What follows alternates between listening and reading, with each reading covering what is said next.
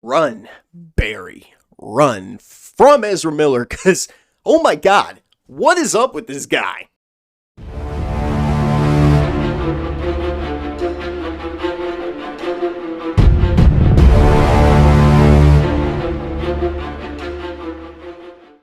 So The Flash is a new movie in the DCEU right before James Gunn just kind of wipes the slate clean. For the better, I'm hoping. To me, it feels kind of weird that we're just now getting a Flash film. I don't know, we probably should have gotten one maybe before Justice League. Feels even weirder that this movie is kind of loosely based on the Flashpoint storyline. And this is supposed to be the first official outing for the Flash. That right there is just kind of a paradox on its own. And if you've read the Flashpoint comic, then this movie is pretty much just that. Barry Allen misses his mom, he goes back in time to stop her from dying, which results in the timeline changing. But oh shit, he just created a world without metahumans, so now he has to team up with Batman and Supergirl to take down General Zod. And with the help of an alternate universe version of himself, but more on that later. I was actually looking forward to The Flash. The possibility of seeing a big budget Flash movie on the big screen has always intrigued me. But amongst all the backlash and the very twisted decision to keep Ezra Miller on as The Flash, I thought this movie was pretty enjoyable. It does have a few problems, but overall, I did not think this was a terrible film. I think I'll just go ahead and rip it off like a band-aid and talk about Ezra Miller because yeah, this guy has been the subject of a lot of talk this year. I do think Ezra Miller is a fucking scumbag, piece of shit weirdo that probably should never be allowed to act again in his life. I cannot deny at the same time he does do a good job in this movie. This is one of those scenarios where I have to separate the person from the art, and he does play a good Barry Allen. There's a lot of moments in this movie where I completely forgot that I was looking at Ezra Miller. And you do really side with Barry in this movie. You see his dilemma, because put yourself in his shoes. If you had the power to somehow alter your past to bring someone that you loved back from the dead, would you do it? And his whole situation is really the emotional crutch of this movie. By the end, I actually shed some tears. I was pretty surprised. He's also really funny. This movie had me laughing a lot more than I probably should have been. And the moments where he's interacting with alternate universe Barry are probably the most comical moments in this movie. There's a moment in this movie where Barry loses his powers and he tries to do the Flash run. It actually made me and the entire theater crack up pretty hard. Alright, enough about Ezra Miller and how good he was. Let's get to Michael Keaton's Batman. I forgot how cool Michael Keaton can be as Batman because he just steals every single scene that he's in this movie. And of course, when he's doing his Batman stuff and you hear that classical 89 Batman score kick on, it does bring a smile to your face. I even liked how they handled Supergirl in this movie, and I'll say, James Gunn, if you're watching this, you need to keep this girl around.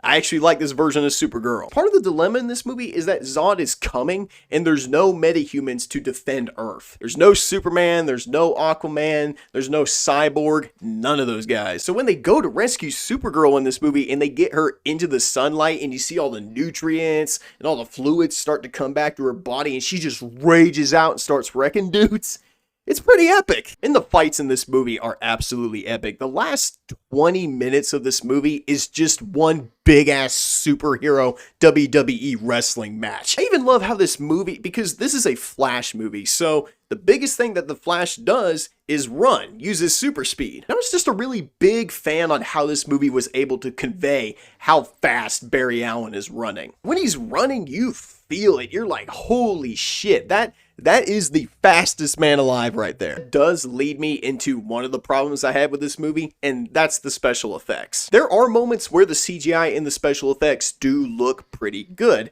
but then there are moments in like the first 10 minutes where he's saving babies from a hospital where you're like, that looks like a PS2 cutscene. What the fuck is going on here? And it's not really a problem that plagues the entire movie. It's just the moments where you recognize that the CGI is very janky, you're like, they probably could have polished that a little bit in post. I also thought the pacing was just a little uneven. It's not terrible, but there are moments in this movie where shit is just happening so fast. Slows down, picks up, slows down, picks up. You just kind of get whiplash as you're watching this movie. It's also kind of predictable a little bit, especially, like I said, if you've read the Flashpoint story. And one of my complaints is, well, first of all, I don't think anyone really gives a shit about spoilers at this point. This movie's bombing at the box office. I really don't think anyone's going to give a shit about what I have to say. This movie has a Reverse Flash-like character in this movie that shows up at the end and goes, It was always me, Barry. Right from the start. I jerked you off at supersonic speed so it would appear that you nutted at the touch of a woman.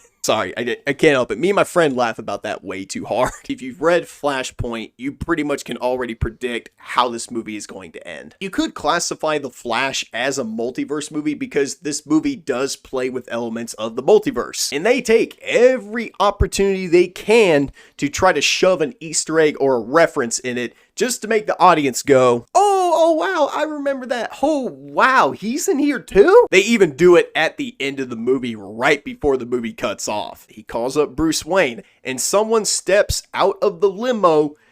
That is not Ben Affleck. When it happened, I was like, you gotta be kidding me. I'm not saying fan service and Easter eggs is always a bad thing, but there were moments in this movie where they probably could have pulled back a little bit just because it felt like the fan service and Easter eggs were kind of underplaying the more serious moments of the movie. It could have been a very good moment for Barry Allen to go, holy shit, I screwed up. But no, they have him look at the camera and go, what the fuck? Just to kind of get a little cheap laugh out of the audience. That did kind of irritate me a little bit. And that's really all I got for The Flash, guys. I mean, I enjoyed it for what it was. It's not a cinematic masterpiece, nor is it cinematic diarrhea like the rest of the internet would lead you to believe. It's a fun superhero movie that I really don't think at the end of the day is gonna hurt anybody. I don't know, unless Ezra Miller was trying to kidnap people on set, which at this point, I wouldn't put it past him. For me, The Flash is a very fast-paced matinee. Definitely want to get some popcorn when watching this one. Alright, thank you guys so much for watching. Drop a like, leave a comment, and subscribe if you're new. And thank you guys so much for joining me on my review for The Flash. I am still doing that thing where half of my videos are scripted and the other half is just me free-flowing it. So, if at any point in this video it sounded like I was just some ranting jackass, I do apologize. Hopefully down the line I'll sound a little more sophisticated and educated. It won't sound so amateurish. But once again, thank you guys so much for watching. Drop a like, leave a comment, and subscribe if you're new to the channel. And as always, I'm the Unbiased Movie Nerd, saying peace, and I'll see you guys in the next review. Peace out, everybody.